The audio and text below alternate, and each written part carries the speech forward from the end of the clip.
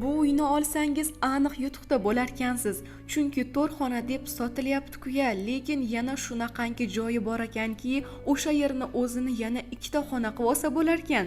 Videoni oxirigacha ko'rsangiz buni o'zingiz bilib olasiz. Demak, biz obzorni boshladik. 5 sotix maydonga 4 ta xona, 2 ta sanuzeli bilan juda ham chiroyli qilib imorat solib qo'yishibdi. Kengligini qarang. Bolalaringiz mazza qilib o'ynab yuradigan joy ekan. Pishiq g'ishtdan bo'lgan. Bu yerni o'zlari uchun har tomondan ham mustahkam, ham remontlarini ham juda ham chiroyli qilishgan ekan. Bunga o'zingiz ham guvohsiz. Xonalarning ichi zamonaviy uslubda ta'mirlab qo'yilibdi. Mebel texnikalarini ham juda hafsala bilan o'rnatishgan ekan. Narxi-ichida hamma sizga o'tib ketyapti. Zo'rmi?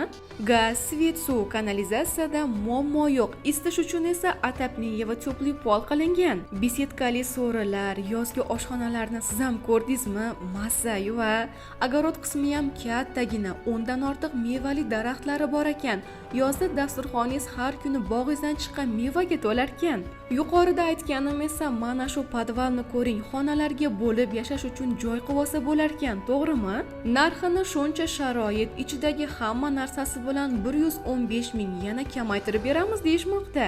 Ekraningizga qarasangiz nomerlarni qoldirganmiz, batafsil ma'lumotni olaverasiz. Manzil esa Qo'qon shahar Cho'taklik mahalla fuqarolar yig'ini, boy mahallada joylashgan. Shunaqa joyda yashayapsiz, bundan ham boyib ketasiz inshaalloh. Atrofida hamma ehtiyojingizga kerak bo'ladigan bog'cha, maktab, klinika, avtosapchast do'koni kabilar ham bor ekan. Mana shu joyda kimni yashagingiz kelmaydi, ayting. Shunaqasidan ilindim deya videoni yaqinlariga, do'st-yorlarga yuborib qo'ying.